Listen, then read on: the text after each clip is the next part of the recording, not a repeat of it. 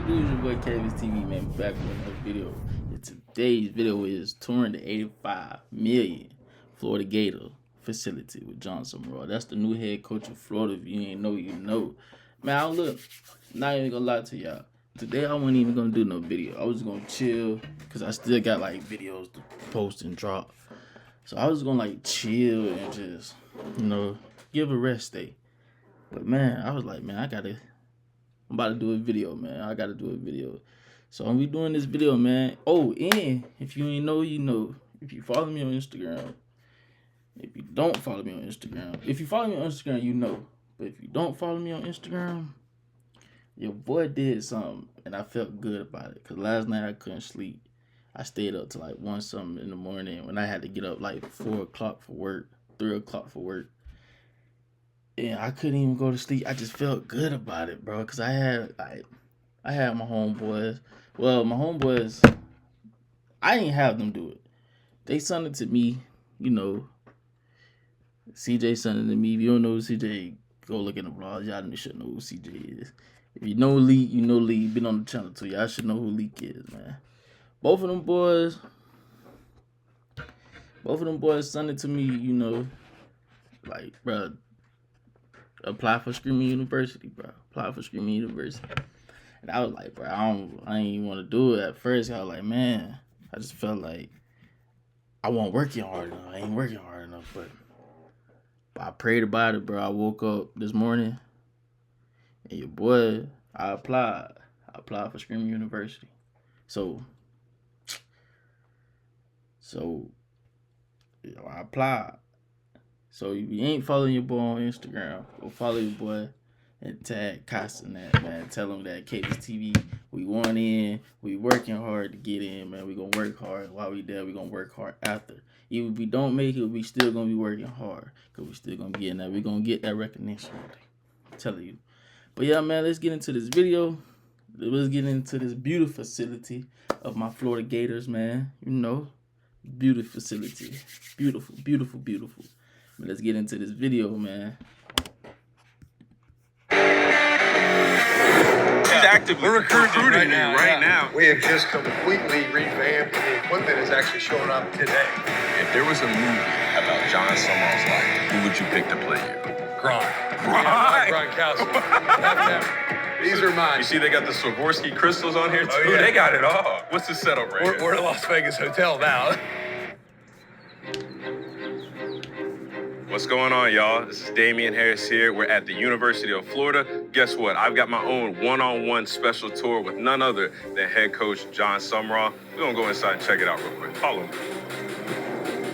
Ooh, y'all see this? You see how they just open the doors up when we walk in? They just open the doors like that. You didn't even have to, Yeah. So Gator, welcome right here. What's up, coach? You got the break up a treatment for you. Yes, sir. Door opens. You don't have to use your fingerprint or nothing. Man, I like it here. Yeah, I like it here. Coach, how you doing? Hey, coach. I ain't gonna lie. Man, see your boy invite, man. I want to walk through, man. I want to see the team, man. I want to just, walk through, man. I need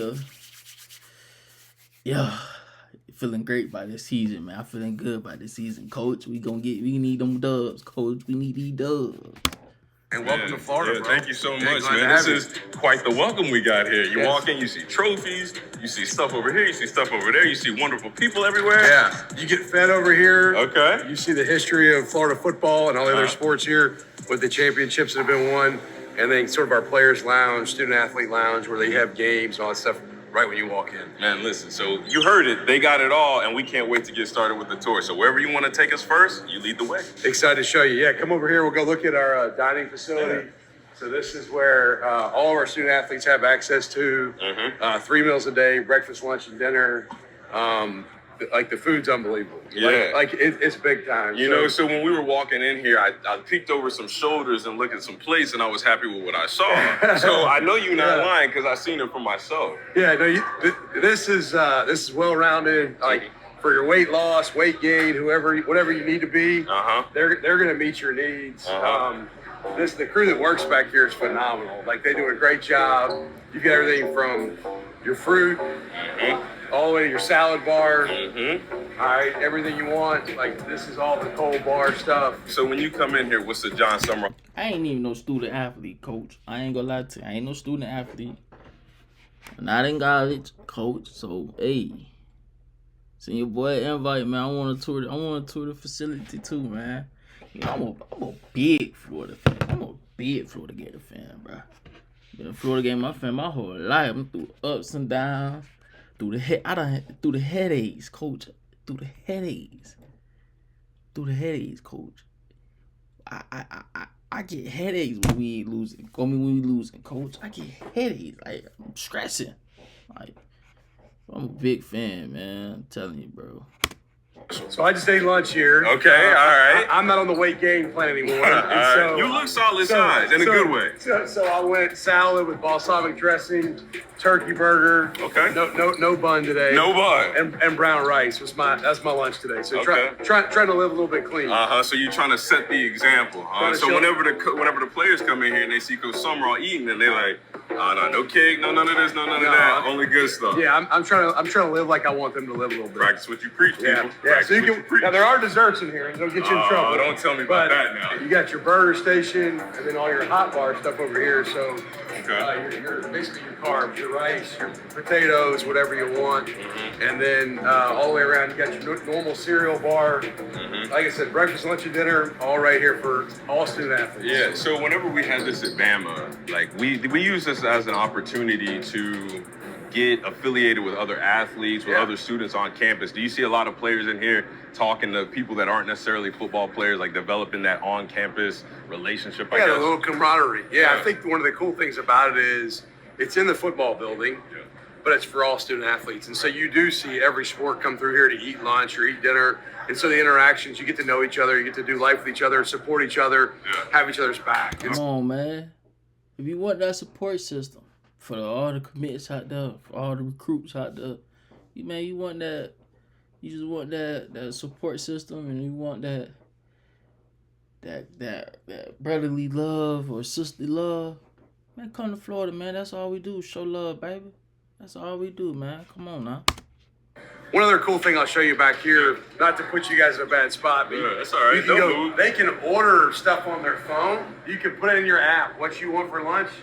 It's sitting here waiting for you at the hot bar to come grab. Two things I want to say. One, you know how much college football has changed when long snappers got their own to-go boxes, right? College football has changed. But number two, like this looks like if you're a DoorDasher, right? Yep. You can literally as a player, you can DoorDash your meals to your own facility and just pick it up. Sure. You don't have to pay no delivery fee, no service fee, no fee at all. It's free of charge. You can finish your workout, grab your phone, punch in what you want, go take a shower, come here and pick it up. Yeah. To catch the people up. So he dated himself a little bit, right? I know he looks like a young guy. He's a little bit on the older side because he actually coached against me. Coached against him in 2018. When I was in Alabama in 2018. And you said it was something like DK Metcalf, he scored on y'all's first offensive play. And it was game over and after that. 0 points after that. We did not score again. We didn't stop Alabama much after that drive. But y'all had some dudes. I remember pregame warm-ups thinking, all right, they look pretty good over there. But y'all got some dudes too, so we did. We're gonna check that out. Yeah. Coach, before you take us. We ain't worrying about that. We worrying about it. We got some dudes this time, man. We got some dudes on this Florida team, man. Special spot. We figured the cap was a perfect place to do a little this or that, and we actually gonna start with some food, believe it or not. So John Summerall, this or that edition. Burger or pizza? Burger. Burger? Yes, burger. Bun or no bun? Because you was talking earlier about how you didn't have a bun. Yeah, well, what day of the week? If it's Monday through Friday, I'm going to try to go no bun. Okay. If it's Saturday, I'm going to go bun with a cold beer and French fries and the whole deal. Okay, you're going a whole nine after Monday a big through win. Friday, just burger. Okay, all right, next one. Movie or TV show? Movie. I'm not consistent enough with time to do a TV show. I feel like a coaching job doesn't necessarily give you the time to just sit down and watch a TV show. No, I can't. Hey, what times they come on each week? I don't care. I don't have time for that. Sure. All right. Game-sealing sack or game-sealing interception? Ooh, interception. Interception? Yeah, but that game feeling interception, boy, just icing on the cake. Yeah, just icing on the cake. Part of both, and they're both great. But some shoulders off now. But interception, you're watching it, and you're like, oh gosh, what's gonna happen? Yeah. The play gets made. Yeah. Okay. All right. Cool. Massive road win or a massive home win? Man, there's nothing like winning at home. I don't like going. Come on, coach. Come on now. Road and winning is a big deal, but defending your own turf, I think, is really special. You can't let people come in your house and do anything on your territory. Yeah, you got to protect home field. Brisket or pulled pork? Ooh, that is hard. This is the first one I've been like, all right, both, but I'll take pulled pork day in, day out. I like brisket, but if you said, hey, you got to eat this every day, I'm going pulled pork. Are you sure? I am. You positive? Positive. I don't know. I'm going to agree with you just because we're on your home turf, so I'm going to agree with you. Okay. Music or podcast? Music. Music. Yeah, I listen to music on my run. I ran 4 miles this morning. Damn, you done did everything, and it's new. I'm not listening to a podcast on my run. I need something to get me going and make me run a little bit faster. All right, sounds good. Tropical getaway or a mountain getaway? Tropical, all day, every day. You trying to go to the beach? Yeah, I'm at the beach. You got a beach in mind right now as we're talking about it? Several of them. Yeah, several of them. Several? Yeah, lots of spots. Okay, all right. Well, I think I know the answer to this because we're in Florida, but warm weather, cold weather? Warm weather, all day, every day. That way you can go to the beach. Yep. Coffee or energy drink? Ooh, both. Oh my God, your poor heart. Yeah, your poor heart, man. So I wake up 4:30 a.m. Okay. Pre-workout, get my run or my lift. Yeah. And then I'm usually 2 or 3 cups of coffee in the morning before lunch, and then one more energy drink in the afternoon. So yeah, I'm pushing the limits there. Who is your PCP, your primary care physician? Because I might need to talk to them after. Yeah, so I might have to talk to them. My trainer, I did just go get blood work last week to make sure everything's looking good. Everything's good? Everything's good. All right, cool. We're Then we won't even say anything else Yeah. about it. Would you rather have super speed or super strength? Super speed. Super speed? Yeah, super speed. Okay. Oh God, I like to feel like the Flash. Masters weekend or March Madness? Oh my gosh! Like, what are we doing? I'd say Masters weekend. I think I gotta go Masters weekend. And Fred Ridley, who's the chairman of Augusta National, played golf here in Florida. All right. So Todd Golden's my guy here in basketball, our basketball coach. Yeah. We're close too. Uh-huh. But Fred Ridley's he's in charge of that deal, so we gotta go Fred. There you have it. This or that with John Summerall. Show us what else we got to see. Awesome. Man, look at that. Man, just look. Bro, Go back show to us what else we got to see. Awesome. Man, that's just beautiful, man. Come on, man. What y'all want not to come like, wake up, walk into this or driving to this right there, man? Come on, man. That's just beautiful. You got a practice facility, the indoor practice, the outside practice. Like, come on, man. Like, it's just beautiful. Then you go to the stadium. Oh my God, Bill Hill Griffin Stadium. Orange and blue everywhere. Man, come on, man. Why not be a Florida Gator, man? Come join the team, man.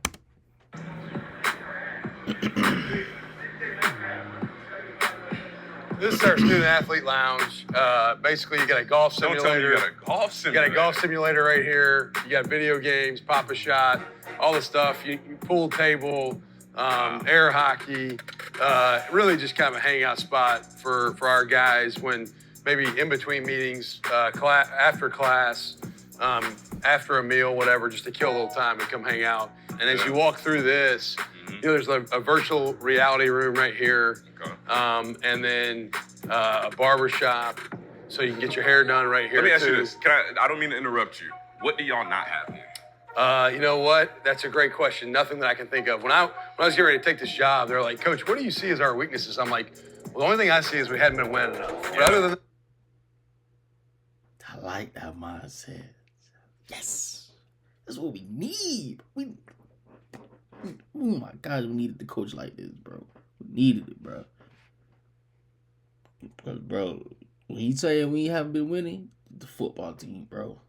Gotta get it together. We gonna get it together. Because this year, boy, I feel it. It's gonna be a good year, boy. everything else I could ever want. Yeah. What's the setup right We're at a Las Vegas hotel now. I mean, it's different out here. Yeah, we in there talking about gambling. We talking about pools. All you can eat food. And you come out here and you've got basically a lounge, a pool for all our student athletes as well, where they can sort of just kind of relax, unwind, hang out, spend a little time. Basketball hoop on the other end. Just everything you want right here. So it's legitimately like a country club. I mean, you got a pool, you got all the food you could ever want. Man, only the swamps could get in, man. We've got the entertainment space in between. This is a great place for our student athletes to lounge. There's a hot tub on the backside. Really cool area. So I'm assuming that the idea behind having all of these things at the football facility is so you can have guys in the building as much as possible. That way, even when you're not in meetings or you're not actively coaching a young man, you can still say what's up. You can still go to the golf simulator. You can work on those relationships, not just the guys making relationships with other students, but that's a way to strengthen that relationship between the staff and the players as well. No question. The environment of our building, I want to be a place where our players want to come hang out. Absolutely. And yeah, there's times we're in really formal meetings that they're getting coached hard and they're hearing the truth about how we have to improve in certain areas of our game. But I also want them to know this is a fun place to be. And you got the pool, you got everything else here. You can want to entertain yourself in between what you're doing with, whether it be school or football, to find the right environment to have a good time. Man, this is special. Yeah. This is special. Now, I didn't mention this earlier, but I removed my CBS hat this morning and I put on my 5-star running back. So he's actively recruiting right now. And I can tell y'all, from what I've seen so far, I may or may not be sold. But there's more to see, though. There's more to see. I'm holding my commitment. I'm holding it, as the kids do. I want to see some more. What more do you have to show me? We're going to get there by the end of the day. Don't worry. By the time you leave, you're going to be committed. Yeah, or maybe I won't leave. Maybe I'll just stay my ass engagement. We'll just move you in. You know, some things I don't know. Games were wild. Place before way you before my walked time. into the situation. Yeah, way before my time. Now you can see sort of right here. This entry area is Jeremy Foley Hall of Champions. So you've got SEC champions, national champions, in football trophies. Jeremy Foley, the former athletic director here, really kind of established what the standard of Florida athletics is all across the board, not just in football. And so our Hall of Champions is named after Mr. Foley. Our current AD, Scott Strickland, but you see Jeremy around, he still lives in town. He's very active in the community, and it really put Florida athletics on the map, to be quite honest. And honestly, what better motivation when you walk right in the door than national championship, SEC championship? Hello, everybody. Trying to make this as fluid as possible. This is head coach John Summerall, in case y'all were wondering. All right, still work here. Yeah, come on in. Please, thank you so much. So this is really the formal entryway to football now. So you leave the Hall of Champions, you walk right into the football entrance, where this is where we do day-to-day life as a football program. And so you got the video screen here, which is really cool, showing highlights from different eras. And then as you walk in, the striping right here, the lights, this is like the middle stripe on our helmet decal. So man, it's just beautiful, man. Oh, that's just beautiful, dog. White, blue, then orange, inside to out, so you feel like you're walking through the helmet logo, if you will, as you walk in the building. They're cubbies where they get their gear that's washed every day, the equipment. Man, coach, send me an invite, man. Send me an invite. It could be the first game of the season or whatever, man. Send me an invite, coach. Right here on your right. You want to take a sneak peek? Yeah, somebody didn't close theirs, but see, now you're gonna have to find out who 127 is. Locker 127. Whoever you are, 127. I outed you, and I'm not sorry because the pain of discipline is better than the pain of regret. So they pick up their gear here. That's our window where it's open during practice days. Where if they need something from the equipment room, they walk up and get whatever they need. That's the main door to the equipment room. That's like Fort Knox kind of. So we got the Jordan brand, the Jumpman stuff, which all the guys love. But they're not allowed behind that door. They go to the window. Yeah, so, I can imagine if you just let it be a free-for-all, y'all might not have much left. Y'all might have and then you walk into here, this is the nutrition room. So we have a phenomenal team that serves our group with nutrition, supplementation, etc. It's a little bit quieter like right now because the guys just finished spring semester, so they're on kind of an intermediate summer break. But these storage areas usually just have protein drinks, Gatorade, and then maybe applesauce type things, products right here, cheese. The far end usually has all the like beef jerky, more hearty protein bars, the heavier stuff. And then back here is where they blend all the guys' protein shakes or smoothies that are independent. So you can kind of see each one has a unique name, like Gainesville. That's the weight gain one, right? And so each one's got a different name. They'll name them after a player during certain periods of the year. Like if a player has maybe a big game, he'll get to name his own smoothie for the week, for the team. And you come down here and they've got them all with your name written on it for exactly what you need. Yeah. Which is really cool. Y'all know how to incentivize guys around here, man. Y'all know how to make guys feel special. Look, I want to ask you this, though. Come on, man. Like, we make everybody on the team feel special, baby. Come on, now. It's just a Florida thing. Florida Gators thing, you know? There's like these Twitter accounts, these Instagram accounts who go through how many like Uncrustables and Rice Krispie treats teams go through during like a hot practice, right? So like it's a sweltering ass day here in Gainesville. How many Uncrustables and Rice Krispie treats do you think you guys are going through? I can't even imagine. I would say at least Uncrustables like 300 to 400. Damn. Yeah, because when you think about it, it's 115 guys on the roster. Yeah. Each guy eats a couple probably a day. During those like training camp times, and so it's this place is busy. Like right now, it's quiet because the players have a little time off. Yeah. But this place is usually bustling. It's usually popping. And then right here, you got our NFL wall right across from it. So I'm sorry I got distracted over here, but it's just like food. Yes, there's food over here. There's TV screens. Yeah, so there's pools. So you get the highlights from all the NFL players. Yeah. They're Florida alums. Yeah. Which is really cool. So as you're sitting here, we're making our way to the weight room.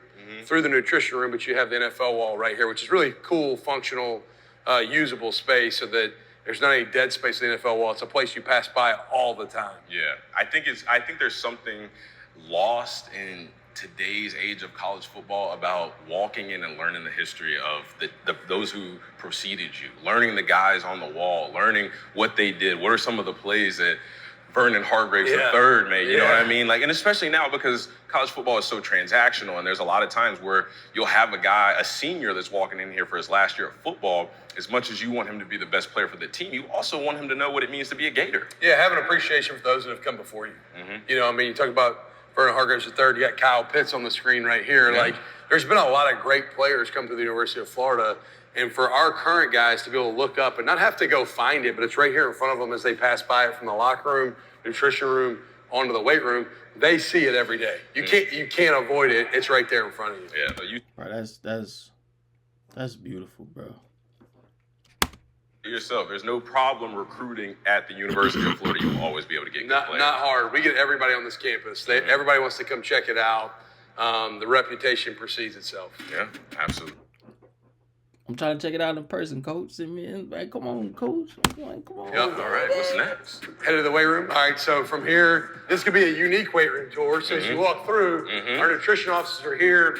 The weight room, we have just completely revamped, and the equipment is actually showing up today. Really? So we put a whole new flooring system in this past week, and then today, Sornex is coming in, and we're going to put in all new Sornex racks throughout the entire weight room. So really investing in our student athletes. You know, I think really what the individual player development happens at the collegiate level from an 18-year-old to a 23-year-old, so much of it's right here.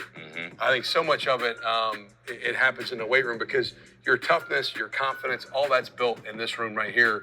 And I really think the identity of your team is forged in this room. And so we're putting a lot of resourcing into this since I took the job. It was an area for me, selfishly, that I felt like we needed to address to maybe make our own and maybe make it more serviceable to our players to where we could help them grow. Yeah, I mean, this is something that I'd love to ask you in a sit down, but we have the perfect opportunity right now. What is the identity that you want guys that walk in this room to gain? Well, yeah, so our 4 core values are attitude, toughness, discipline, and love. All right, and I think the toughness of your football team is created right here. I think by how you work, the work standards day in, day out. They spend more time around the strength coach probably than they do me some days, right? And so I want the culture of our team when they come in here to be like, hey, we're going to outwork people. We're going to move more weight. We're going to get gritty. All right, and so I think that's built in here. I also think your confidence as a player is built in this room. Absolutely. You know, when you're strong, you're confident. Like, that's why I work out, because I like to feel good about myself. And so if you go run or you go lift, you automatically feel like you got a little different bounce about you. And so our guys in this room, to me, this is so much of the area where games are won is by the work you put in here. So let's go. I feel like I'm on the team. I'm ready, Coach. I'm ready. Quick rapid fire. Biggest football pet peeve? Guys that are more worried about like their drip or whatever they're wearing. Like, I'm cool, like look good, play good, I got it. But like, I don't need 19 wristbands. Or 2 mouthpieces, one of which is one I'm wearing neon and one green. Dangling. So let's just look clean, because usually if you look clean, you play clean too. So like let's be clean. Young men and women, look clean, play clean. Yeah. What's the hardest position to play in football? It's quarterback. I mean, and here's the deal. There's so much on the guy, not just public scrutiny, but also, changing plays, getting in and out of certain things. You touch the football every play, right? So like the distribution of the football, changing protections, leading. I think your quarterback has to be an elite leader for your team to go the places you want to go as a championship caliber team. And so I just think there's so much that goes in with that position, really more from the mental than people realize. Like it's not the physical part. It's the mental part of that position that I think is the hardest. You know, one thing that Bill Belichick used to tell Tom, the one year that I played with Tom in New England, and we'll have to censor this, but he would always tell Tom and all the quarterbacks, your job as a quarterback is if the play is up, you have to it. Yeah. No matter what it is, from alignment, assignment, technique, you have to it for 11 other guys. Or for 10 other guys, 11 on the field at a time. So I agree. Well, the responsibility of quarterback to me is bigger than just throwing the football. Absolutely. Like people, and I've seen a lot of guys that have rocket arms that don't know how to lead well. I've seen a lot of guys that got big arms that don't know how to interact with their teammates the right way. I've also seen a lot of guys with big arms that can't really learn or process the game. And so seeing the game, understanding how to communicate at a high level, lead others, there's so much that goes into playing quarterback that's not throwing the football. Yeah, absolutely. I'm with you. Go-to pregame hype song as a player. You know what? As a player, I was listening to Pearl Jam probably. Like in... you just took so many people back right there. Lots of Pearl Jam, maybe a little bit Metallica, but probably one of those two. Maybe Guns N' Roses. Those were that's sort of my wave. Okay, and now as a coach, go-to music. Some of the similar stuff, you know. But I'll also say this: I'm able to find maybe fieriness out of maybe a different style of music. So like I can listen to like White Horse by Chris Stapleton, and that can still get me amped in a different way because it like helps you focus and be dialed in. You almost brought a tear to a thumbs. We're White Horse right there, boy, man. Okay, what's your favorite Florida uniform combo? Man, I like orange, blue, white. That's sort of our traditional home look. I'm maybe a purist at heart in a lot of ways. That's why I don't like too much extra swag. Drip. And so the drip. And so orange helmet, blue jersey, white pant. That's my jam. Okay, you guys are at Jordan School. What's your favorite pair of J's? Golly, I don't even know which ones. Come on, coach. It got to be 1 through 14, coach. 1 through 14. I could deal with that. 1 through 14. The low ones they gave me when I got announced here, I got some that were clean. I got on the plane. I'm wearing some nice dress shoes with my suit. And they're like, Coach, you got to wear J's here and at your press conference. I'm like, I look at my wife. I'm like, hey, is that cool? And she's like, yeah, it sounds like it's cool. Yeah. So I throw them on. And then they tell me what the pair of Jordans I'm about to put on resell at on the secondary market. I'm like, whoa. I don't know if I can wear these. So I think it was Jordan 1s. Yeah, it was Jordan 1s. So it was Jordan 1s I was wearing. Jordan 1s introductory press conference as a Florida head coach. Those are sweet. I've worn them at a couple of our basketball games too. And everybody that sees them, I get compliments. They're all like, those are sweet. Where do you get them? I'm like, I don't know. Well, you got to be the head coach of the University of Florida and don't know how you do that because we already got our guy. Which SEC city has the best food? Oh, gosh. I don't know. That's something I probably can't answer to because when I go to them, I don't necessarily eat at them. Like when I've been in all these cities, I've lived here. I've lived in Oxford, Mississippi. I've lived in Lexington, Kentucky. But I really don't go out to eat much. I eat at my house probably more than I do. So to be safe, I'm going to say Gainesville just because that's where I'm at. So But I do have to disagree with you because I am also a Kentucky boy. And I tell you, do not sleep on Lexington, Kentucky food. Lexington's got good food. Farm to table. It's strong. Yeah, it's strong. Don't, especially with a good glass of bourbon. Yeah. Come on. All right, what is your least favorite SEC visit or SEC city to visit? I like going to all of them. I really do. I enjoy going on the road. And there's none of them. Yeah, there's none of them that I'm like, that bother me. I've really always enjoyed going on the road and playing other places. So there's not one that I'm like, oh no, I don't want to go there. Okay. All right. Last one. Best one. If there was a movie about John Summerall's life, who would you pick to play you? Gronk. Gronk. Gronkowski. That tells me a lot about you. Yeah, I think Gronk's got to do it. Or I'll tell you a funny story. Me and my wife, when I was coaching at Tulane as an assistant coach, we're walking down Magazine Street. True story. My wife will tell you this. And my wife, she knows everybody. Like she's a socialite. She's connected. So we're walking down Magazine Street on the side away from the river. And on the river side of Magazine Street, this girl, younger than us, yells across the street. And she's yelling at us. I'm like, Jenny, do you know her? Assuming my wife has to know her from like her workout studio or whatever. And my wife's like, no, I don't think she's yelling at me. And I'm like, well, who's she yelling at? Because she's definitely yelling at us. And she's yelling at me, and and we finally, I couldn't hear what she's saying. And my wife goes, excuse me? And the girl goes, Channing, are you Channing Tatum? Stop. And my wife goes, Stop. Yeah, I swear to God. And my wife goes, I can assure you he's not Channing Tatum. so I got a Channing Tatum accusation. I'm like, okay, all right. So I told my wife, I'm like, hey, you better watch out. Like some other girl thought I was Channing Tatum. You feel me? Just don't tell her that, you know, like I said, the people that gather around that pool, don't tell her that they call you Channing Tatum as well. Don't do that. Don't do that. All right. No, they don't. Rapid fire with John Sumrall, and according to him, Gronk should play him. According to him, or according to somebody else, maybe Channing Tatum. Maybe Channing Tatum. Yeah. Who the hell knows? But what I do know is we're going to look at more of this campus, and you're just going to be you that shows us. Let's go. Let's do it. Come on. This kind of gives you the full realization of what's going on in this room. And we've had to move all of our other auxiliary stuff, dumbbells, and all that stuff, benches out here into the indoor because our players have the last week off, the next couple weeks are off until we resume for summer workouts. And so we've moved all of that stuff so we can clear the floor for the flooring to go down and the Sornex racks to be put in. We've cleared all the stuff into the indoor for the last week or so for a lot to happen. So this will all move back in. This is a full 120-yard indoor with an extra 10 yards on the backside down there. So you've really got 130 yards of turf, which is nice. So you get the lineman work down on the other end. And they're not necessarily in the way of the middle of drills.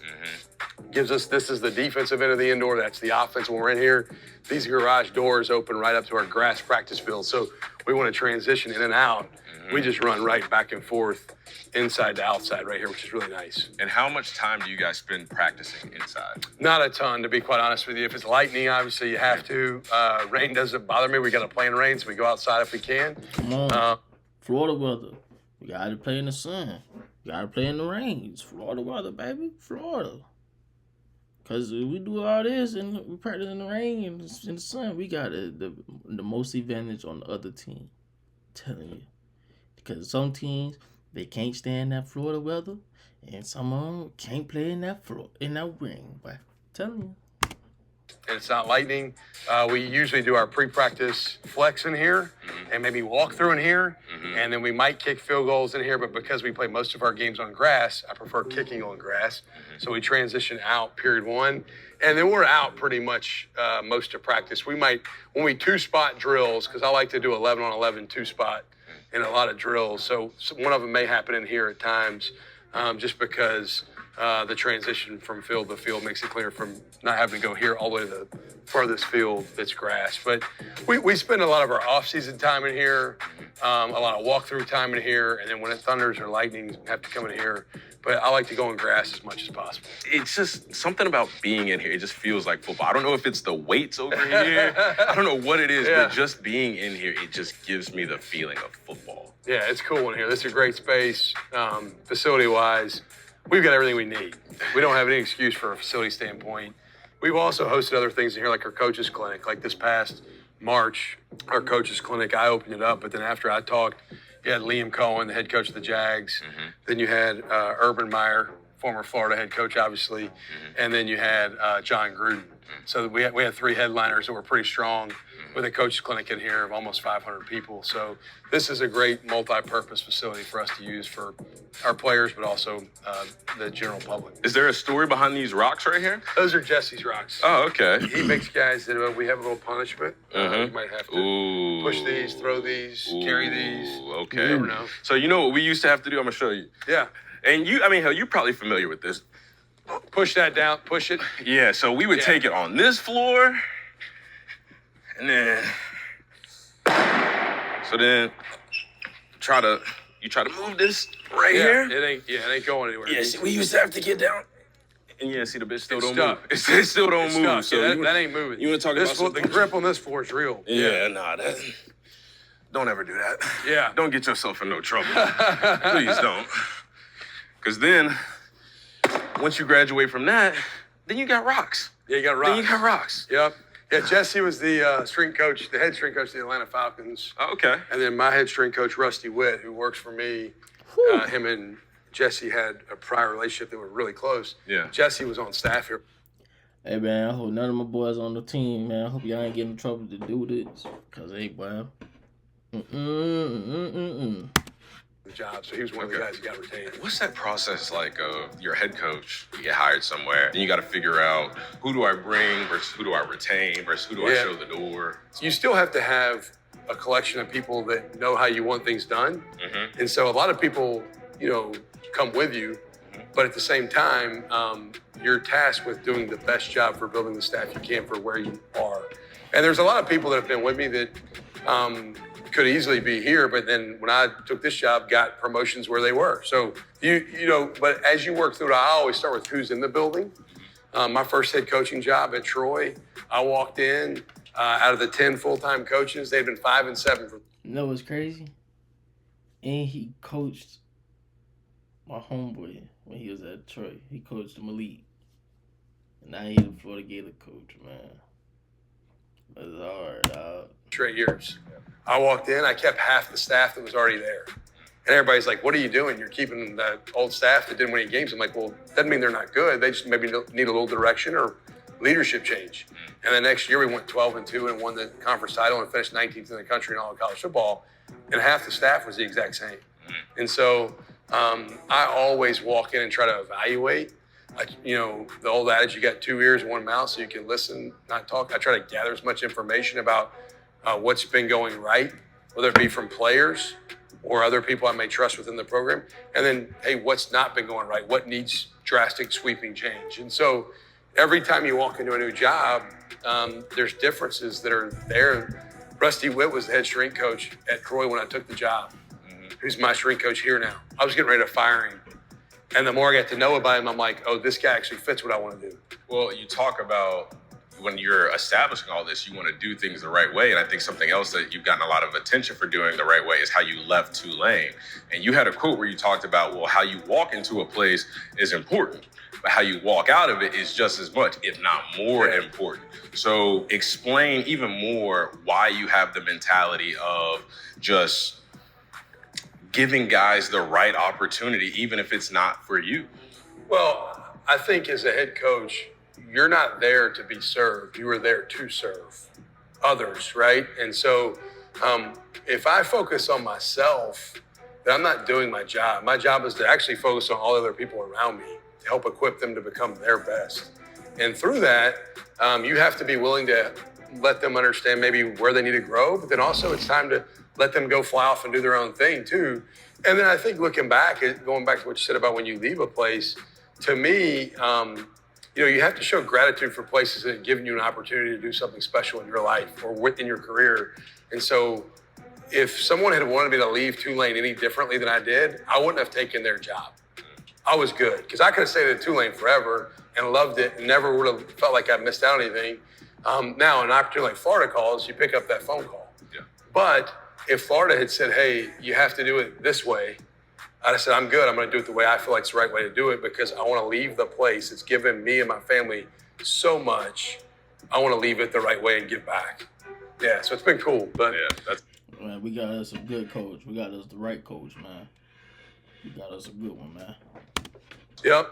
All right, so we can roll back through here this way. Got it. All right, we're going here, all the way to the shoes, then back to the locker room. So right here, you can see we've got our helmets, the standard orange script Gators, but then everything we've worn throughout the history of Florida football. So lots of different throwbacks. You see this is sort of the Coach Spurrier era right here. You don't say. Yeah, so this is Coach Spurrier's time frame back in this direction. But so really just kind of everything from the leather beehive leather helmet from the early 1900s. Pete Prisco's. All the way down. And so really a cool way for our history of Florida football to be displayed.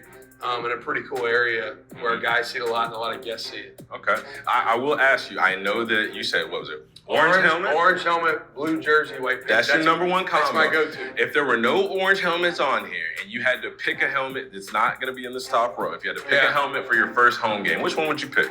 I would probably, I do like the white and the blue. So, and then I also like our throwback stuff. So like, we'll probably have a throwback deal this year. I'm not going to announce when yet. I'm not going to break that news today. But I like sort of the throwback, the 60s to early 70s.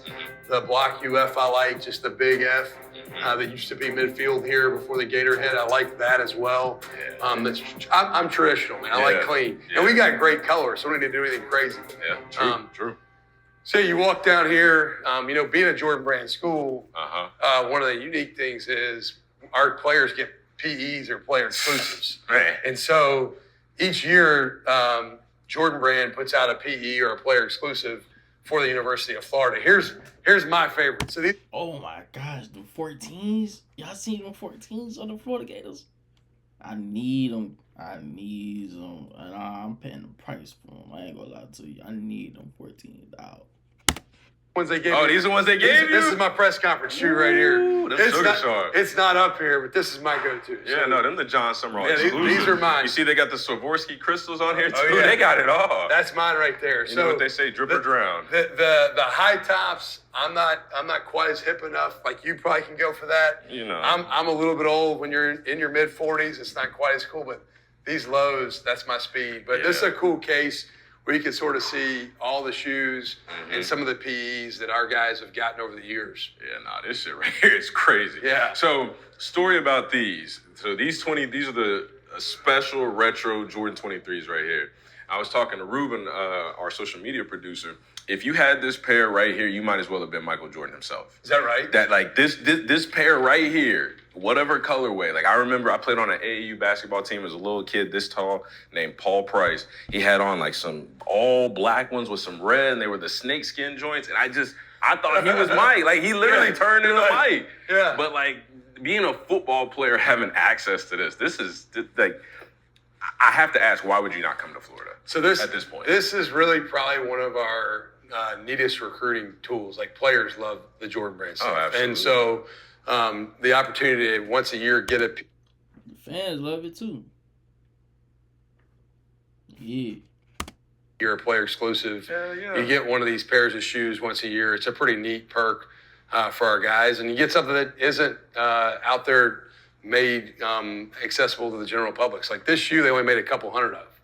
So like you can't just go find this down at Dick's Sporting Goods. You gotta be at the University of Florida to get the shoe. God, dog, man, this is pretty cool. This probably has to be like the most photogenic area of the facility. It's one that's liked. I think this one, like, you know, the helmet one's cool, but I think the kids like to come down here and look at this. And I've got a bunch of these in my office too. So a lot of these slight flex. I like it. So I got a lot of these in my office laying around. So when recruits come in, they can kind of come see like, oh, look at these shoes. And so they enjoy this. The guys like it. A lot of people sort of congregate here and like to look at the case and see what all's in here. Where's your office again? I'm upstairs. How about it? Man. So now this is going back on my dream board of like when I get this pair of 23s right here, Florida colors. Oh, that's when I can go home and tell my wife, baby, we made it. We made it. Yes. We made it, baby. I don't know that I've been to a place that has everything configured in a way where you literally don't have to go anywhere. You just look in a different direction. Awesome. Yeah, you just look in a different direction if you want something.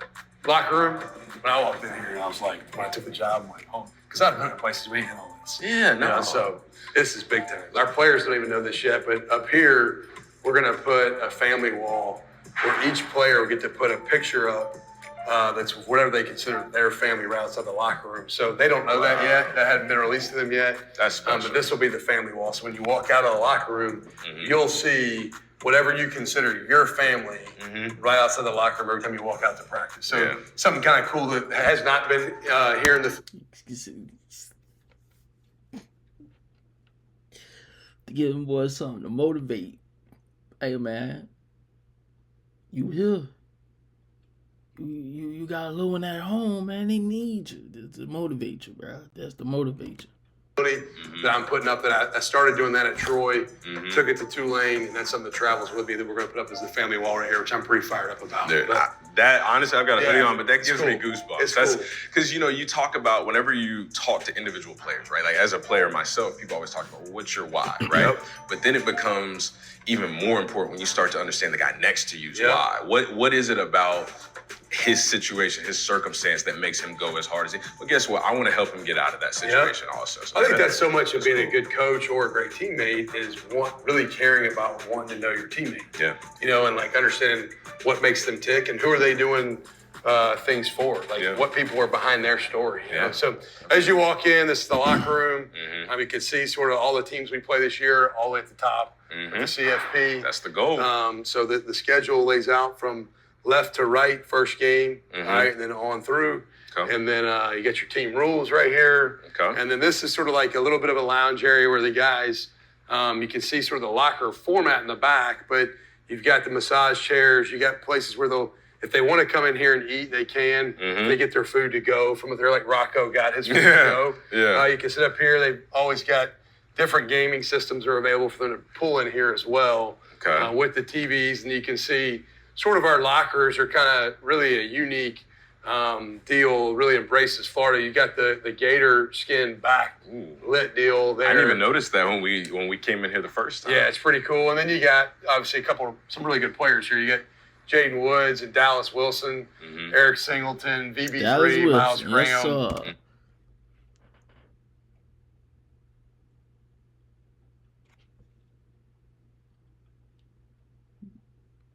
My boy finna take off this shift. I know it, bro. My boy finna do it, man.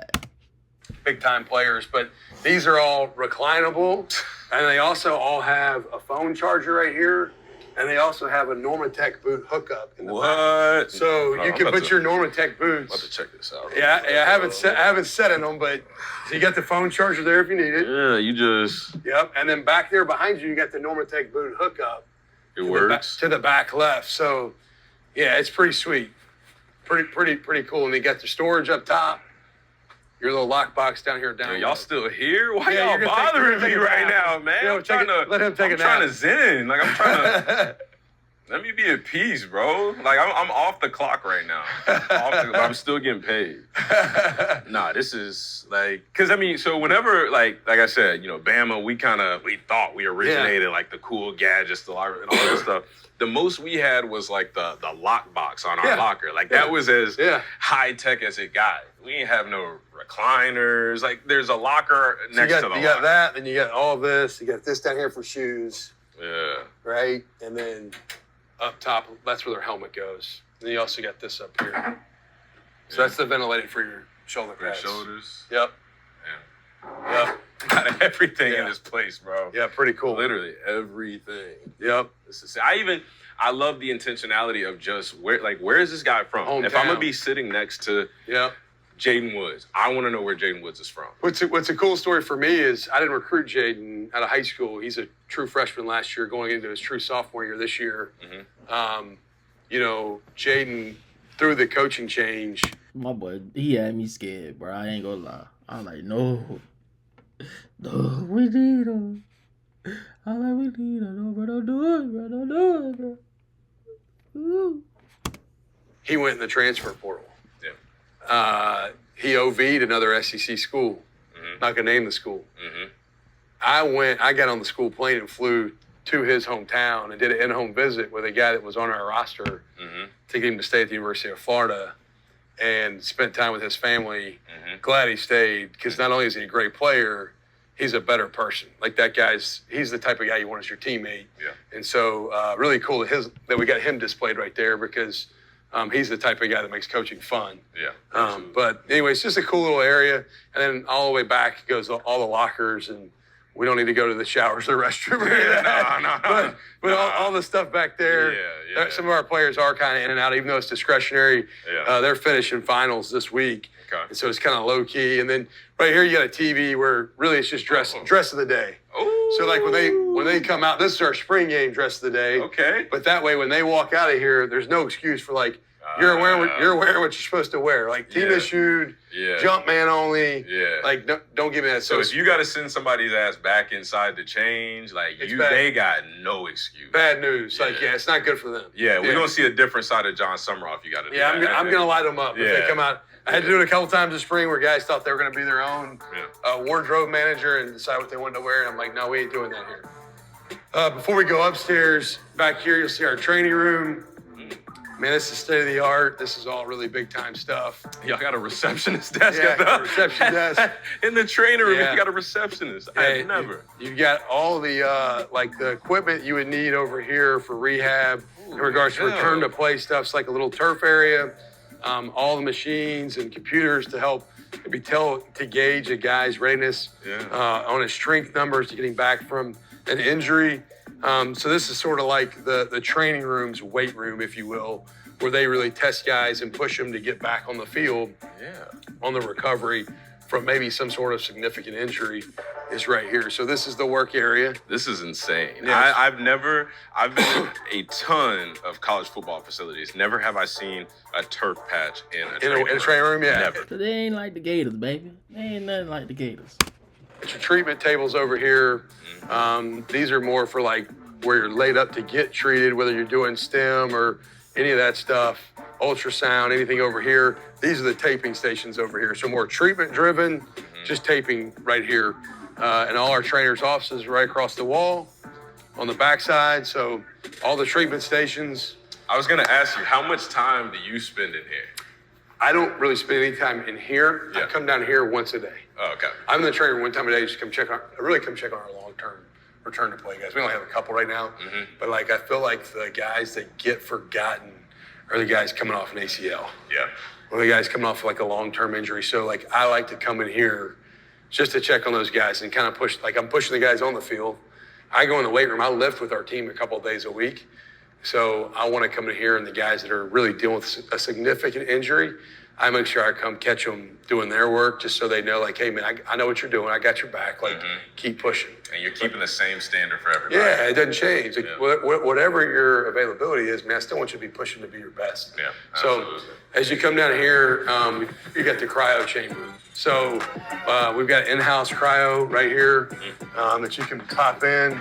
They can set it they can set it however they want right here. Hey, how you doing? And you go back here and get in the cryo chamber. Okay. A couple people at a time, and make sure your recovery's being taken care of the right way, which is really cool. The year we played y'all in Oxford, 18. Yeah. That was my 1 year at Ole Miss, and we used to have a cryo truck come to the team hotel the night before games, primarily for DK Metcalf. DK loved it. And it was like, so DK, we'd bring it. And then the last few years, for me, I used to have to send my guys off-site on Thursdays to go get cryo. Yeah. Here I have to send them down the hallway. That's pretty nice. That's it. In here, you've got all your recovery stuff. So you got sauna, steam room. You've got the sleep pod deal back here. So the float tank sleep room where they say, here you go.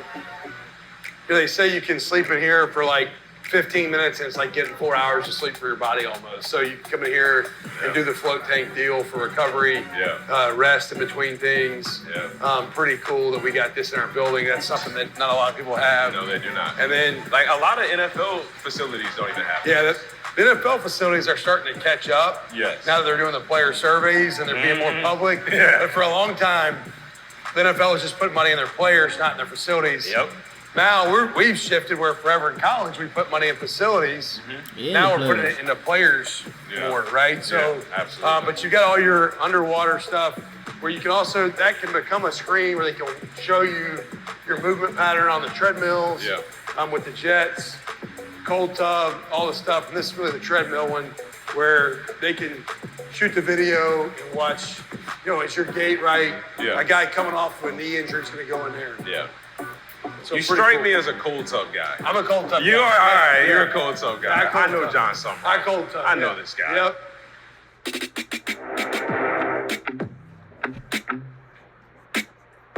oftentimes, whenever you talk about these resources and all the things that you have, it's so the players can just focus on playing. That's right. But then it's like, well, coaches don't take that same mindset of delegating and having a good team and having people in place to where it allows you to just coach. Yeah, well, as the head coach now in college football, so this is really the segue to this is good timing. This is sort of where our front office is. So Dave Caldwell, our general manager, Dave, like I was telling you a minute ago, Dave was the GM of the Jacksonville Jaguars. Correct. For 8 years. And then he was also with the Philadelphia Eagles in a senior personnel role. And so we've got basically an NFL front office here that allows me to be freed up to coach the guys. And I'm not worried about contracts. Nope. I'm not worried about how we divvy up all the money. Now, I'm involved. It's not like I'm naive to the process. Right. But what it does for me is that really, I don't want to be a player negotiator.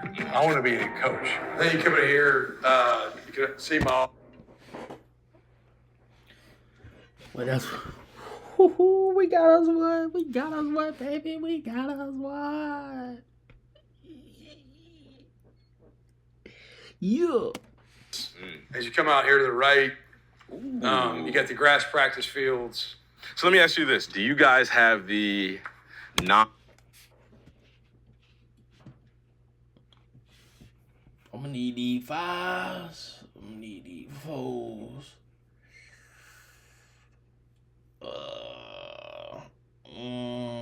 Let's keep the 6s. And I'll take these. I'll take the 1s right there. Yeah, I'll take these 1s. Yeah, Coaches, players only 7-on-7s out here? So we're now in the summer allowed to do things with our guys with the football. Okay. So that's changed since COVID. So the COVID year, the 2020 COVID year when we lost spring practice, that's when that shifted to where we got time with the football in the offseason. So we're allowed 2 hours of real football work with our guys, and it can be with a football, like out here throwing and catching. So we do that some. They do a little bit on their own some. But yeah, so I'm not ever out here like watching because I can be down there now. Okay. Yeah, it's changed. Now, 10 years ago, you had to be like, all right, let's go say, oh, by the way, the guy's right. Yeah. But, so as you look out, you got the defensive practice field, the offensive practice field, and then all those garage doors, they all open up to the indoor. In the indoor. And then you got the stadium right here to your right. So you can see Ben Hill Griffin Stadium. Sick. Just right. Most beautiful stadium ever, man. Most beautiful stadium, dog. Side of the basketball arena. Yeah. Which is cool. Here's my question to you. All-time Gator, I need one offensive player, one defensive player that if you could have on this year's roster, you'd pick up. I want Tim Tebow on offense. Okay. I don't know of any guy that affected the entire team better. You know, it's hard to not say Coach Spurrier, too. Yeah, because he won the Heisman Trophy here. You know, you got Heisman winners of Spurrier, Danny Werfel, Tim Tebow. But Tim Tebow, I think, made the whole team play with an edge and some toughness by how he played the quarterback position. And so I'd have to say Tebow. And then I'm going to go current guy on our staff right now for defense and Brandon Spikes. You know, he was a violent, rugged, just kind of edgy player. And he's in our building. He works in our Gator Made program, which is our life skills program for our players, really helping them for life after football, career development stuff. So Spikes is back in the building doing that. But so 2 guys from the same era, I would take Tebow and Spikes. Yeah, that's 2 damn good ones right there. Yeah, and I was a GA at 06 in Kentucky, and we played them here in the Swamp. And I remember watching Tebow walk through after the Gator walk. And I saw Chris Leak, who was the starting quarterback at the time. And then I saw Tebow, like, a few guys behind him. I'm like, hang on, that's the freshman quarterback? He looks like an edge rusher or an inside linebacker, just yoked. And so I'll take 2 guys from the same era right there. Yeah, those are 2 damn good players. But, man, y'all got some good players. It's hard not to say Jack Youngblood on defense, too, though. That's played on a freaking broken leg. Yeah. Like, Jack Youngblood may be one of the toughest, most blue-collar football players in the history of the game. Who played here at the University of Florida too. So I'll give a shout out to Jack Youngblood along with Spikes on defense. Youngblood, we appreciate you, we respect you. But again, like I said, y'all got some pretty damn good players on this roster, and we're gonna get into that later, though. No doubt. Get into that later. We come back in here and check out some of the collection of shoes. Yeah, the ones that are. Damn, bro, that's just beautiful, dog. I take the cleats too. I take the threes. I take them right there. 112s, and I take them 6s. And I need a little helmet too, just to sit on, for decoration type, You got some of the shoes. And I like how they're labeled too. Like, the player exclusive PE 23. PE and the whole deal. Man. That's a Coach Spurrier visor right there. It's got the goat, so that's an honor of Coach Spurrier. If you could pick any of these to play in, which way? Are you gonna go with a high top because this is back in your playing days? Yeah. Or still low top mode. So I would like to say I could go low top mode, but I really couldn't. I'd probably want to be like mid 3/4. So I would probably go somewhere like right here. Like that would probably be my speed. So I'm not gonna go full on high. I'm not gonna go complete low. Yeah. I like the way these look. Yeah, they got enough flash on them, but they're still not maybe crazy over the top. Yeah. But yeah, we got some cool options. Our guys, they get to look good with what they're putting on for sure. I might have to disagree with you. Yeah, you're gonna take that. Hey, these joints right here, Yeah. right? Oh yeah. I mean, wait, hold on. Let me see what size this. 11. Man, no, this is it's a nice little collection you got bad. here. It's not bad. So let me ask you this. So when you retire, how many of these pairs you gonna take with you? They're all gone. They're all of them. going, All right, yeah. y'all heard this, right? You know- Whenever he retires, he's taking every pair. This is probably not made for the show, but GMFG, it's something that I coined at Tulane. I'd walk in the locker room, and you went to Alabama, so you know this. So Alabama fans used to say, "Fucking Tide." Yep. So I would walk in after a big win at Tulane, like this past year, we beat Northwestern. So we're an American school beating a Big Ten school. A couple weeks later, we beat Duke, who had just taken Darian Mensah, our quarterback. Yeah. And so we beat Duke, big win for us. And so I walk in the locker room, I'd walk in, be quiet, the whole team would come like a roll my fucking wave. So now I one time tweeted GMFG, and now I have not tweeted it since. I just did it one time. And all the Florida fans now are putting shit out with go Gators. Gators, yeah.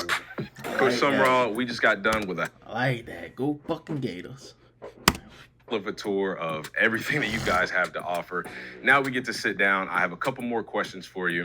And before we get into anything too tough, I want to ask you something. How many Tom Petty songs can you name? Oh man! Well, it starts with "I Won't Back Down." I heard that's a famous one around here. Yeah, that I mean, you can't get away from that one. But man, my kids, they love listening to Tom Petty on their way to school. So, man, Tom Petty's great. Lots of great tunes from Tom Petty for sure. Yeah, I heard that he's a legend around these Yeah. parts. So I had to break the ice. Yeah, I had to yeah. break the ice a Yeah. little bit. But, we just talked about everything that we just saw on our tour, right? The locker room, the Jordan shoe collection, the new and improved weight room where you're just about to get all these new weights coming in. What got you to this moment? From Troy to Tulane to now the University of Florida, what got you here? Well, I don't think you get in this chair without winning, right? You have to win, and you have to win to stay here. But I think how you win matters too. And I believe that I'm here because everything I've been a part of and everything I've done with my career has been player driven. I'm a firm believer, if there were no players, there would be no coaches. They don't need me for me. They need me to help build the player and serve the player and develop the player, and then in turn also build the team. And so for me, I think it all starts about serving our players. And that's where really my heart's always been in this job. I've been doing this now for over 20 years in college football, and for me, it's all about being player driven. I had a wise head coach once. His name was Bill Belichick, and he used to tell us something similar to what you're saying all the time, but the way that he would describe it is players win games, coaches lose them. Amen. There's no doubt. Yeah, I've been really fortunate as a head coach to win a lot of games. We've lost a few, but we've won a whole lot more. And it's been because we've had great players. And really it's been because of the connectivity of those players. So, I think the secret to great teams and championship teams is how do you get people to fight for each other and care about each other. And the old G.K. Chesterton quote, the true soldier doesn't fight for what's across from him, he fights for what's behind him. Like what's behind you. And if you do it for the team and you do it for your brother, man, you got a chance to do something special. Well, I appreciate you bringing me to this point, but I'm going to take you back a little bit. I've got a few things for you. Let me make sure I don't give it away too early. I got a couple things I want to show you. I must ask when I show you this, who is this guy? Man, that was me, 2004, University of Kentucky. We're playing at Mississippi State. My only game where I had an interception in college. It's funny, I set my interception record at my high school. I think I had 18 high school interceptions. I played safety. I moved to linebacker in college.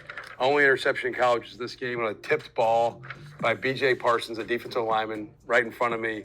I dove out, caught it, had a little bit of a jammed up thumb in this game for a little while. Also was playing on a pretty bad high ankle in this game too. But the memories I have from every individual game are pretty deep. Jarius Norwood was the running back in this game for Mississippi State. And so remember this game well. Who's this guy? This is a guy this is a guy that needed some help with He looks like with some hair products, maybe a haircut. Probably a guy that had either had fun the night before or was just finishing a lift. But no, that was me probably around the same time, and did not really ever do anything with my hair. People would be like, "So what do you do to your hair?" I'm like, "Actually, nothing. I just take a shower and walk out and let it do whatever it wants to do." So that's me in college, man. Yeah, well, the hair is definitely better now. I will give you that. But one thing that I will say, when I look at those pictures, and if a lot of people were to look at those pictures and know it was you, one thing that they don't know that you dealt with while you played at Kentucky was a career-ending injury. Yeah. And you had a quote where you spoke to the team after it was decided that you weren't going to be playing anymore. And you told the team, "I'll be around for whatever you guys need. Whatever you guys need from me, I'll be here. But I need the same thing from you guys." What did that whole entire moment of your career ending, and little did you know it was going to propel you into this new career, what did that whole moment mean for you? How did it drive you where you are now? Yeah, it's a great question, man. I was an overachieving player. I wasn't one of these guys that just naturally had physical giftedness that made me be elite. I had to work extremely hard at my craft just to be able to have any shot at playing in the SEC. And so, I was good enough to get there, but I wasn't good enough to maybe play at a high level without working ridiculously hard. And so, coming from the state of Alabama, was a two-time high school all-state player, went to the University of Kentucky, worked my way up the depth chart. Didn't walk in and wasn't on the top. I was at the very bottom of the roster. And then by my junior year, I was starting inside linebacker, and I led the team in tackles in 2004. And had some neck issues, similar to you. You had a neck injury as well. And my arms were going numb for multiple days at a time, like after serious contact practices or games. And so had a stinger that lasted in one of my arms for like 3 days. And got told, "Hey, you can't play football ever again." And I was really in a phase where the game had slowed down for me. I was a team captain. I was a guy that had established myself as a known player, and really thought, "Hey, do I have a shot at the NFL or not? I don't know. But what I do know is I've given everything in this game I've got to become the best player I can become." And then you fast forward and you transition real quickly to like, what's next? And so I was maybe borderline depressed, to be quite honest, for probably about a month. Got in my car, left Lexington, Kentucky, drove to Destin, Florida. I tried to drink every cold beer that was in the city of Destin, and try to drink away my sorrows, maybe to some extent, to forget about what I was going through. And then a couple of days later, I get a phone call from Steve Hellier, who is Rich Brooks's football ops guy. And Coach Hellier says, "Summy, Coach Brooks wants to know if you want to be a GA." And I'm like, "Yeah, when do I need to be back?" And he said, "Tomorrow." And so I went back to the condo, packed my stuff up, went to bed, woke up the next morning, got in the car and drove back to Lexington and started coaching in 2005, what would have been my senior year. But it gave me a jump start at the time. What looked like maybe a dead end really was just a detour. And it was a detour to what my future was going to be. With everything that you're saying about how you dealt with your injury and how you were reached out to right after, the day after, can you be a part of this staff?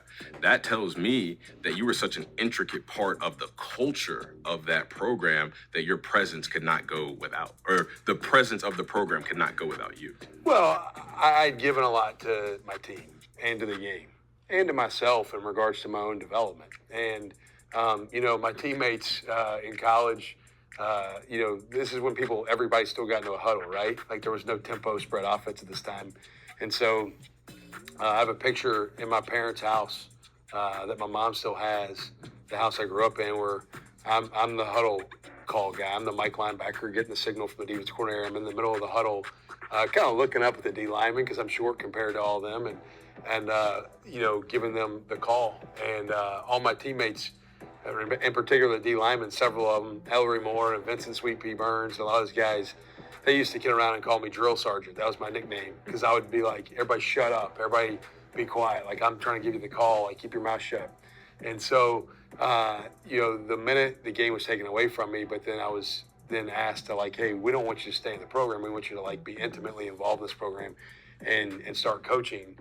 You look back on that, and I'm like, man, that changed my life for the better. And at the time, what could have been a really negative situation really just jump-started what my future was. Such a interesting conversation as we start talking about culture. And we know how important having culture is. What is the biggest challenge of revitalizing the culture at a program this big?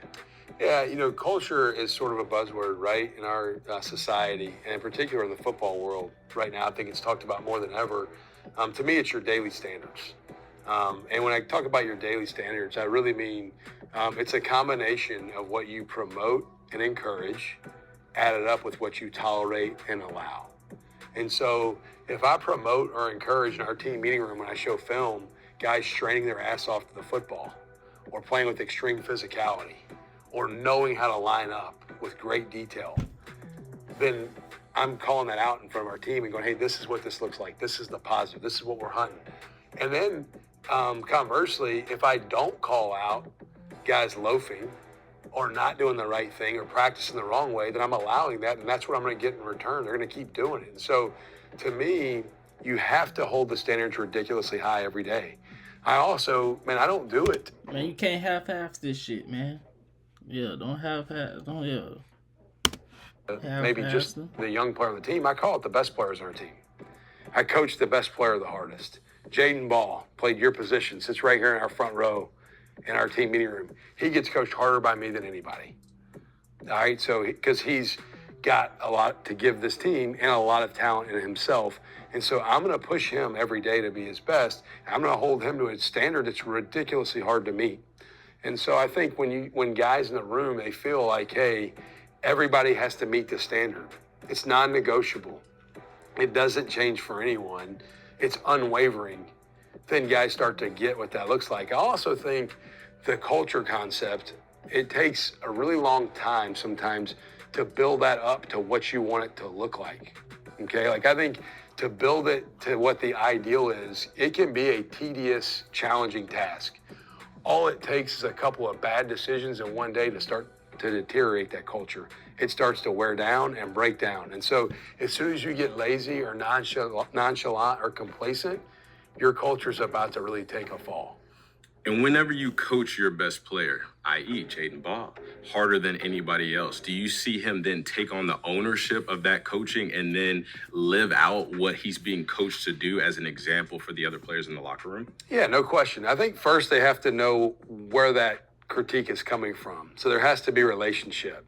If I'm only transactional in my interaction with the player and I'm just trying to get something out of them, then it's not going to be real effective. As a coach, I try to be transformational. And really what it is I'm trying to help them understand I'm doing this for you. I'm doing this because I want to help you become your best. And then, yeah, I want the other guys in the room to feed off of that challenge. And so I think great players want to be coached. Great players, like guys that want to be the best they can be, they don't deflect it. They don't shy away from it. They own it. They look it in the eye squarely and they take it in and they try to really embrace how can they improve. They're hungry for that feedback. And so when your best players, Jaden Ball, Vernell Brown III, who we saw his locker downstairs, like those guys, they love getting coached. When your best players also really like getting coached and they work really hard, that's when you have a chance to do special things. Yeah, and when you've got a great culture, when you've got great players, that obviously makes it easy to win. And I want to talk about a player that has both, and we've talked about him already, which is Jaden Ball. Great player, great culture piece. What is it about Jaden, both on and off the field, to where you can point at him and look at him and be like, that is our culture guy. All the other guys, the young guys, this is a leader whose example you should follow. Yeah, well, he's really hardworking. Like, you can go in our weight room, and right now the weight room's cleaned out, like you saw, but you can watch our offense lift, and he's pushing more weight than anybody. He's loading up that bar. Like, when it comes time to deadlift, it's 500. Like, it ain't light. Like, he's throwing serious weight around. He's pound for pound, if not the strong. Boy, you got 500 on that thing, boy. Good God. One of the strongest guys on our team. So I think you see a lot about a guy in the weight room and how they work. He works really hard down there. He also practices with real physicality day in, day out. There's not like hey, this is a scrimmage Jaden Ball or a game day Jaden Ball, and this is a Tuesday Jaden Ball that doesn't look the same. I feel like the same guy shows up and he brings it every day, and he likes to put that work in, and he likes to bang, and he likes to play with an edge. And so I think it's really cool for one of your best players to also have a little bit of some practice habits that maybe match what his talent is. Does he finish every run in the end zone? He's working on it. Okay, Yeah, all yeah, right. we're not- See, that's everybody. This is a lesson, because as great as you can be, as much of a culture guy, there's always something that you can work on. And as a running back, I know when you practice, every time you touch that thing, you got to take it to the end zone. Get in the paint. So if I don't see him and I don't get a chance to tell him, you tell him that Damian Harris said so. I will. No, he's really worked hard since we got here. I've been on him about finishing every run. You know, and it's not okay to be as big as he is and not finish every run where you're punishing the other side of the football. The defense needs to feel you every time, and so he's worked really hard at that. And we hadn't arrived, but we're getting there. Yeah, you are getting there. And again, you're changing the culture, but you're doing that with a lot of great players. And to the point of after the spring game, you said that this team was a sleeping giant. How do you wake them up? Yeah, I was really talking about the program as a whole. You know what I mean? Like, I hope this team's the one that wakes it up completely. I'd like for it to be, because I'm not real patient, and I'm not interested in figuring out how to do it 5, 6, 7 years from now. I want to do it right now. But this program's a sleeping giant. We got to wake the beast up. And, you know, we're the University of Florida. We're the 5th-ranked public school academically in the United States of America right now. All right, we're in Gainesville, Florida, right in the middle of Jacksonville, Tampa, and Orlando. We got a lot to recruit to. We got a great college town. We got unbelievable weather. You saw the facility. All right, like, if you can't recruit here, you got a problem. Like, you're not very good as a coach if you can't recruit guys here. And so we've got a lot to recruit too. But how do you team build? How do you help this group maximize what it can become? And this day and age in college football, every team is so unique and different. Every year you're starting over. You know, we're going to have almost 60 new guys on this team this year out of 118 when we probably end our final number on our roster. It'll probably be 60 new out of 118, roughly. And so half the team's brand new. And so to me, it's maximize each player's ability. All right, it's become a team. It's compete every day in everything we do at a high level, to where our guys know, man, we bring it every day. We don't have to bring it on game day because we bring it every day. Wonderful. I want to go back to something that you said, though, because you said you're not very patient. And I think a part of the reason why you're not very patient is because you've had instant success at every place that you have been. Now, I'm not saying this to blow your head up, and I'm not trying to put the cart before the horse. What have you learned from being a head coach from starting at Troy until now to where you can apply those same things to try to get a fast start at your time with the University of Florida? Well, I think every time you walk in new, you have to evaluate the landscape of what you're walking into. You know, when I took the head job at Troy, I shared this with you earlier, I kept half of the full-time coaching staff off of a team that had gone 5-7 for 3 straight years. And the next year we went 12-2 and finished 19th in the country in all of college football. Everything here is not completely broken. Are there some things that need attention? Yes. And so when you walk into a new situation, you're evaluating, okay, what's going well? What's not going well? There were some things here when I got here going pretty good. Jake Sankel is a strength coach who's also our head nutritionist, rock star.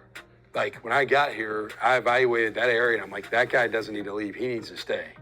He's the best there is in the business at what he does. There were other areas I felt like we needed to make sweeping, drastic change. And so I think as the head coach, you know, you go back, I think the 3 things you do, you build a winning culture, number 1. You select the right people to be in the building, and maybe sometimes that means having to ask some people to move on. Not that they're not good, but you have to get it built the way you need it built to be successful where you are. And then everyone that you've selected that's in that building, they're yours. You now have to develop them to be their best. And when you drill it down and you keep it that simple, then my job really gets pretty easy. It's not that complicated because build a winning culture, get the right people here, develop those people. And if you do that, and that's all you're thinking about all the time, then I think you have a chance to create quick success. So those are the answers to how John Sumrall gets it done in Florida. That's how I operate. That's how you I don't care if I'm at my high school, at Troy, Tulane, or the University of Florida. I think those things travel. Now, this league is different week in, week out than any league in college football, top to bottom. You know, the 16-team SEC right now, I think is unparalleled from a competitive depth standpoint.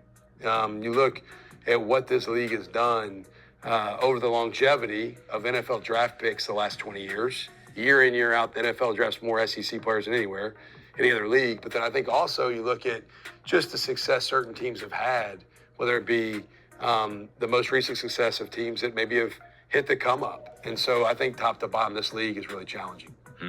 Well said. Y'all heard it here from Coach John Sumrall. Listen, before we let you go, we made it a little bit intense. We're in an intimate moment. Now let's relax a little bit. Let's breathe a little bit, okay? I got some more things. Hold on, we'll do away with these. We don't need those anymore. But I got something right here. I got more surprises for you. So we're gonna play a little game right here for the ladies and gentlemen at home. We're going to blindly rank University of Florida jerseys. Now, I've already heard from you what the combo is, what your ideal combo is. I know. Okay, I know, but I got some different ones. Yeah. And we're gonna rank these blindly 1 through 5. All right, you ready? Yep. All right, so I'm having to rank. We got 5. We got 5. Yep. So I like this one a lot. This is a throwback. Okay. I'm a fan. Okay. Okay, what you rank it? 1 through 5, blindly. I'm gonna have to go with me. I'm gonna go with 3. Oh gosh. All right, I'm gonna go 3. 3. That's This is my first time ever seeing this video. Come on now. Yeah, because then I give myself a lot of options here. Say it. Don't as look. we go. I'm gonna show the people. Y'all see it first? That all orange. I like that all orange. I'm gonna have to go with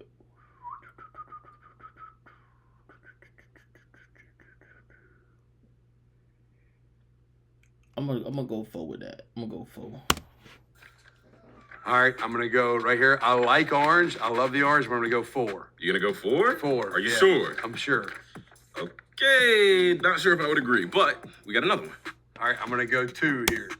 All white. 2? Yeah. Yeah. Okay. What about this? This is 5 to me. This is 5. Yeah, This that was the worst ever. I ain't gonna lie to you. That was nasty combo. Ew. I'm good. And I don't know. I've gotten to know you a little bit today. I don't know everything about you, but if I had to guess, this would probably be your favorite, huh? This is number 1. That's number 1? Hey, for you to hold on this last, I played that well. This is my favorite, far and away. This is my least favorite, far and away. I think I nailed it. Yeah, I think you did. I definitely got my favorite. The fact that you put the snake skin, the orange, blue and white, the home jersey. Yeah, but my favorite one is that. My favorite one that I like that all black one. That all black one. But I'm gonna have to go orange, blue, orange. Oh, that all Barry, blue. at the last spot, that I don't need anything more from you. Yeah, anything, whatever else you had done 1 through 4, we could have made that work. That all blue nasty too, boy. Good on those. Yeah, we're good on We're that. not pulling those out. Yeah, no. Do away with those. Let's see what else we got. Ooh, I got 2 good ones for you. Okay. As the University of Florida's newest head football coach, John Sumrall, who do you already hate more? I'll give you 4 teams, and you have to rank them 1 through 4. You've got Florida State, 1. Miami, Georgia, and LSU. Yeah, I think you probably have to start Florida State. Okay. We play them year in, year out. Miami. I'm gonna go forward with Miami because we don't really play them like that. Georgia 2, LSU 3. They're within the same state as us, and so that one has to be, to me, that's got to be at the top. Then I think Georgia has got to be number 2, and that's kind of 1A, 1B.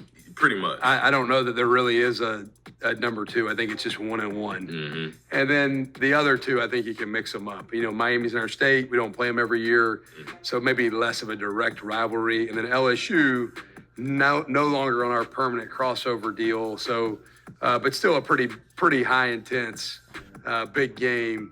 But the first 2, real easy. The last 2, you mix them up a little bit for me. I'm not going to say why, but if you cross paths with somebody by the name of Lane Kiffin and the LSU Tigers and you win that game, I bet the fans will be pretty happy about that. Hey, I think they'll enjoy that. We got a little time to get there, but yeah, they're not on schedule this year. Yeah, we'll see them one day. Yeah. All right, so we're going to imagine this, right? We're going through an NFL Combine, and we're putting the SEC head coaches through the NFL Combine. I'm going to give you 40 bench, so on and so forth. You tell me who would win in that particular drill. 40-yard dash. Who's going to win it? SEC head coach. Goodness gracious. I wish I had a list of everybody. Maybe I might give that one to Beamer. Really? Yeah, Beamer? Yeah, maybe. Maybe Shane. I mean, he's skinny, you know? He is. And he's skinny and he's fired. Yeah. He got a little crackhead energy. Yeah, he looks like the kind of guy that would sprint. You're like, yeah, I might go Shane. Okay, bench. I might go John Summerall. I think I got a shot. I think I got a shot there. I feel decent about my chances in that one. We're gonna go ahead and pencil in John Summerall. Okay, what about Vert? Ooh, yeah, we might give that one to Lane. I don't know. He does that yoga stuff, so he's stretching all the time. So maybe that's nice and limber. That might be Lane. So Lane might be good at the vertical. Okay, broad jump. You know, I would probably go Will Stein. I think Will Stein's got a little athleticism about him. Really? Yeah. That's a pull right there. Yeah, I think Will probably could hit the broad jump. For a fellow newcomer to the SEC. Yeah. Okay. 20-yard shuttle. Now, see, before you answer this, I want to tell you that 20-yard shuttle, that's the real test of an athlete right there. That's a test. Golly, it's probably easier to say who wouldn't win that than who would. You know, I don't know. I'm not sure. I'm probably more interested in how many guys would get hurt doing the 20-yard shuttle. Yeah, well, There'd be some injuries. Yeah, you don't look like you get hurt doing that bench, though. You No, look like you would fine. hurt the bench. I'll be fine on the bench. Yeah, I'll hit that just fine. All right, well, that was a very underwhelming list of combine participants. I don't know that we have a lot of great athletes as head coaches. Yeah, that's why you recruit the good athletes. As I'm looking, I'm trying to go through my head. I'm like, all right, who's a great athlete right now? I don't know. They're the ones on the roster, not the ones coaching. I don't know that the coaches are great athletes right now. Okay, all right. Well, let's transition now out of the SEC coaches into more of like some University of Florida Gainesville lore, if you will. Do you know the words to "We Are the Boys" yet? I know "We Are the Boys of Florida." I don't know every word, but I'm working on it. So I'm actually working currently through our fight song and several other songs that we're going to have to make our team learn, so that in the locker room we know what our songs are, and then post game we go to our band at home games. So I do know "We Are the Boys of Florida" though. You're getting close. Close, yeah. You're getting close. Yeah. Okay. Do you know the 2 bits chant? Yeah, I've heard it enough. I'm not going to recite it right now, but yeah, I know I don't know bits, it. So 2 bits, 4 bits, 6 bits, $1, all for the Gators, stand up and holler. Oh, That's okay. what it is. Yeah. So okay. I've heard it. I've been on the wrong side of hearing it, but I've heard it plenty. So yeah, 2 bits, 4 bits, 6 bits, $1, all for the Gators, stand up and holler. All for the Gators, stand up and holler. Okay, I'll remember that. Yep. Have you been to the Bat House yet? I have. Yeah. So I run by there some. I don't do it at dusk or dawn, but yeah. So when you pull by Lake Alice, you can see the lake there on your left. If you're pulling off campus, and on your right, you have the Bat Houses. And then you have a really good chance of seeing an alligator in Lake Alice. So I've got several pictures on my phone of alligators, maybe on the bank at Lake Alice, and always a cool little area. Yeah, you're not in alligators and bats. You're good. Nah. Give me to the horses and the cows. We got that too. So 30 minutes away, you got Ocala, which is probably that and Lexington are kind of the horse capitals of the United States. Come on now. Ocala, that's where I'm from, baby.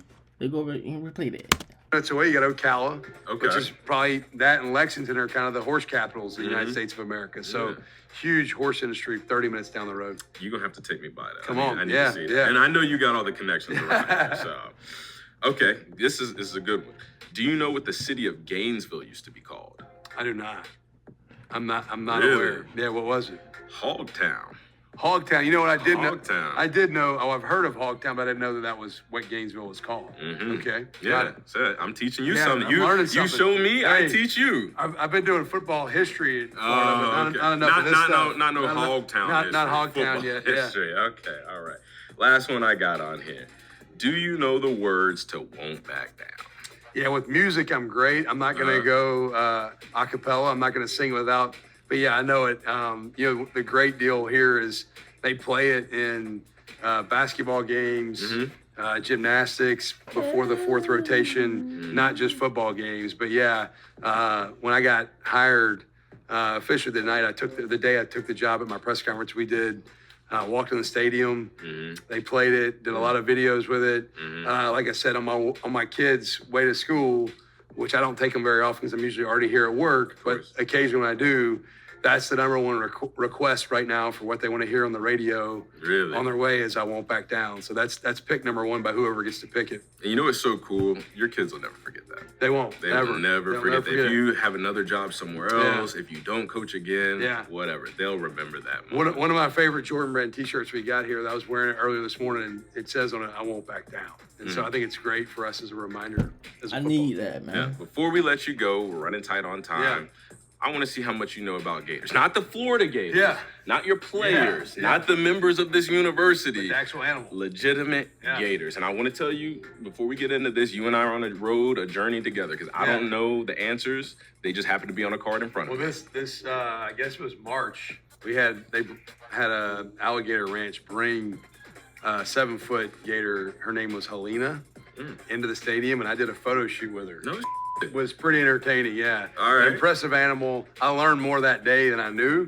So I'm not saying I'm going to know any of these answers. I was about to say, but because of that experience, I at least have a shot, maybe. But yeah. Listen, Helena's in the back of your mind watching you, like just a fresh piece of meat. Scaring the shit out of me. Scaring So the shit out of she you. hissed at me one time. I'm like, well, I'm out.